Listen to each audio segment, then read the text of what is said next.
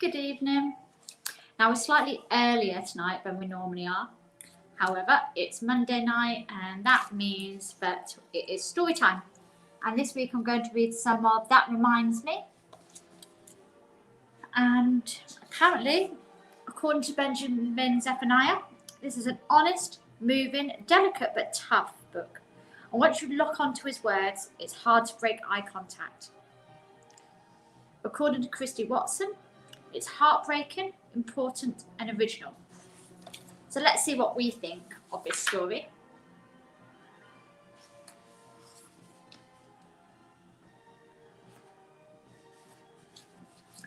Awareness.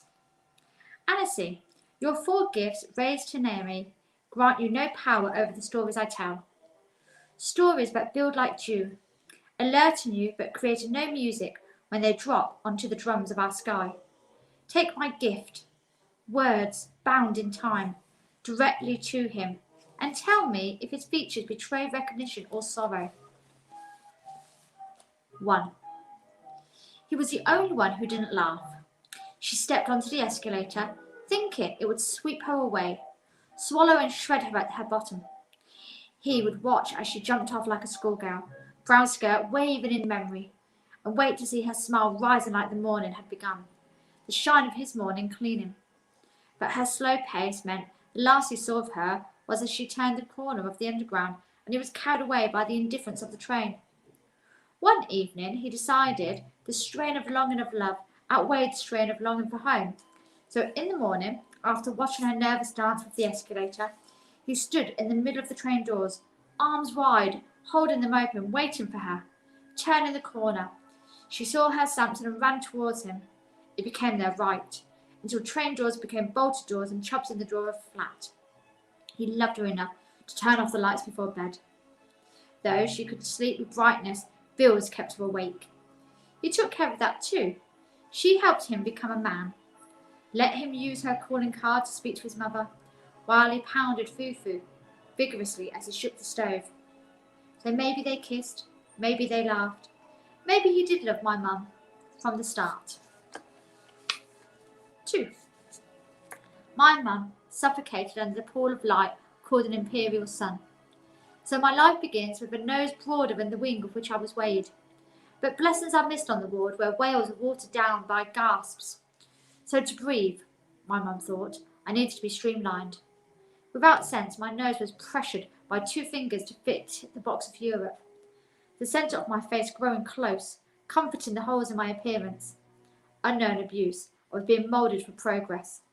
A model given by God on which my mother could add the finishing touches. A joint project on which to project embedded insecurities. So now I breathe.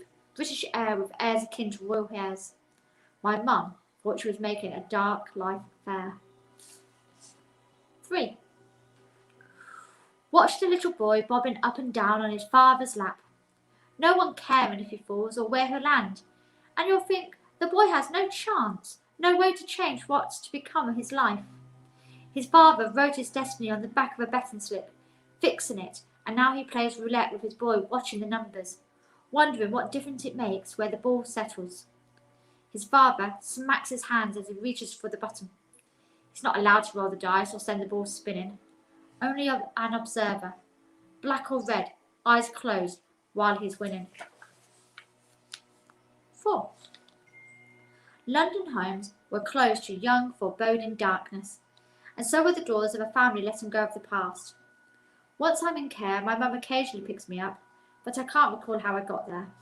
There's 6 of us, 3 who soak their beds, me looking on thinking they're confused as to which way their tears should flow, and 2 who stand with me in the bathroom, water running but clothes still on.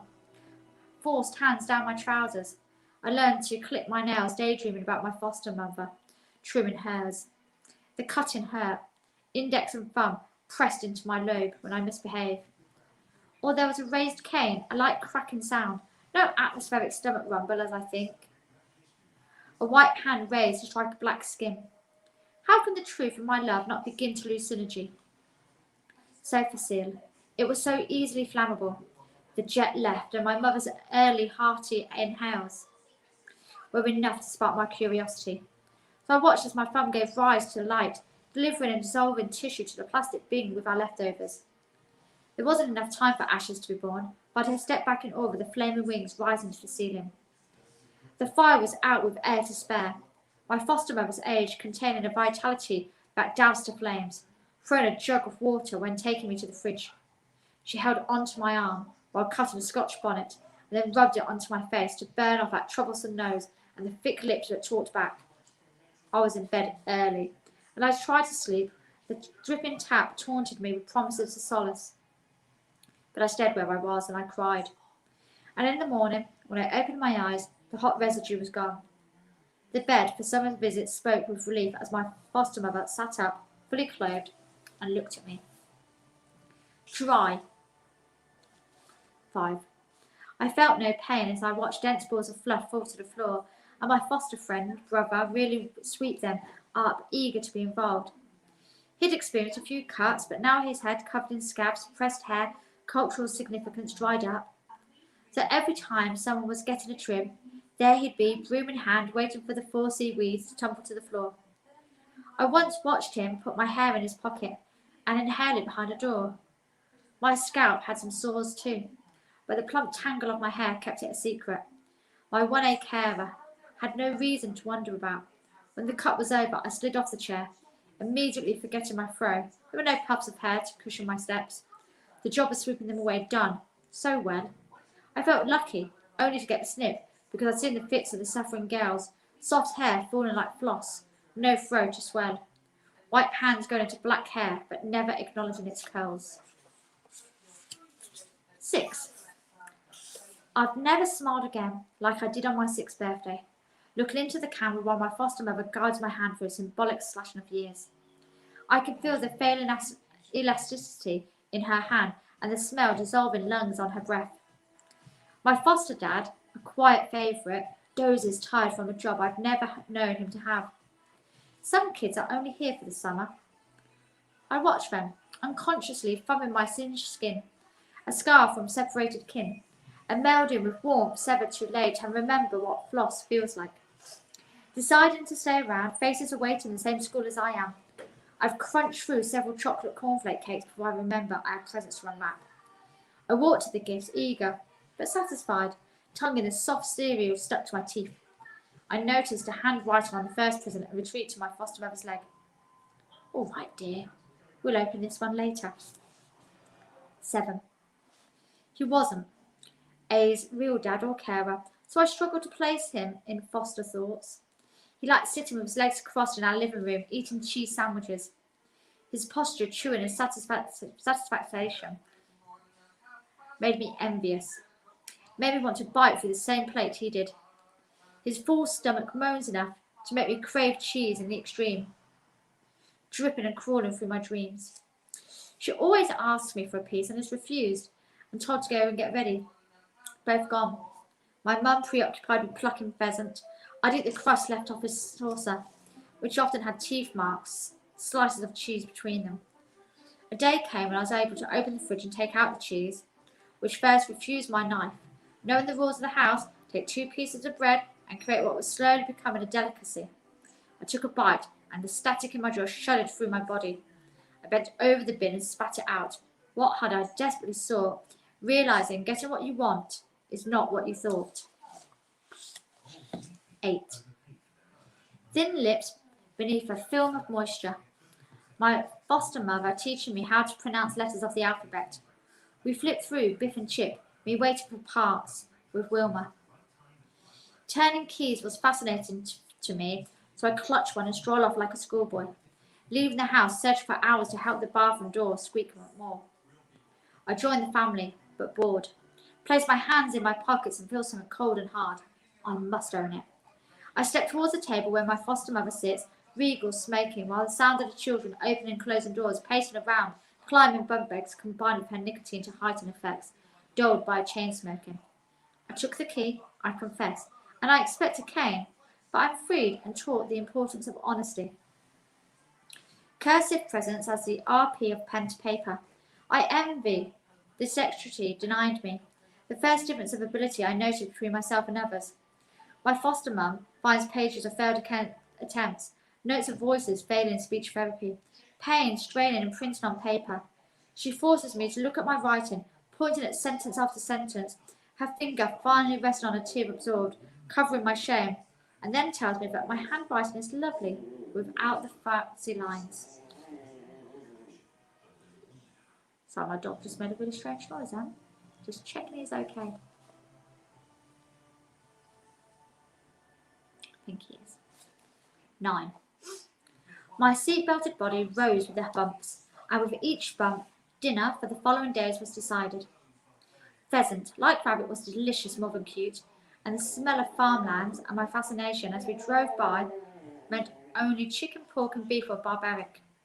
Tea time followed dinner time. The table was spread with homemade marmalade and jam. Berries I picked myself in between intervals of wiping up behind me, or what I hoped would not sting.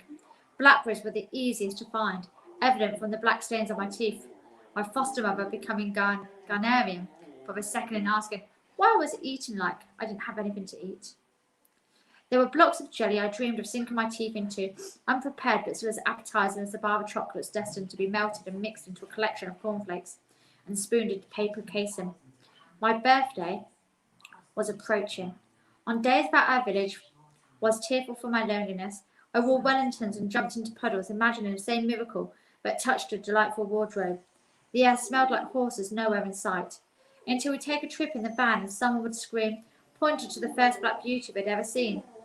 Trees were planted on my arrival, but as I left, petitions were passed around. This countryside melody, played so loud, it was years before the sound of the boots on the mud, and friendly good mornings were taken over by sirens and the smell of booze and latex. A door buzzing instead of knocked, faces that were not hostile but were indifferent. 10. What does a persistent cough mean to a young boy who is sick? He thought it would bring them closer, always together, but holding on to words that never rose beyond the swirling smoke that stained the ceiling, a burning kept inside.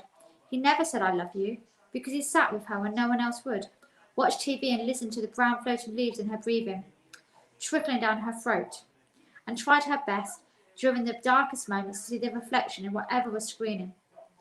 Her feelings meant a lot to him, so when feet scratched and scuffed the floor, children escaping to play outdoors, he stayed and listened to her finish the sentence she had started. His love was listening, hearing her weak voice address an empty house, punctuated by the unexpected, persistent coughs that would make any eye water, never believing that the day he left was the day the countryside sky would call her.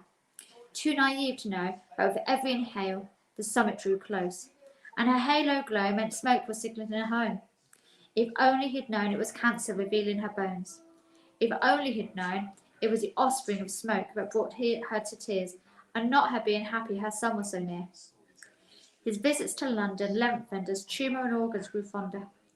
I miss keeping you company after our dinners. I wish you could have stayed a little longer. That's the first chapter done. I'm just going to have a quick look.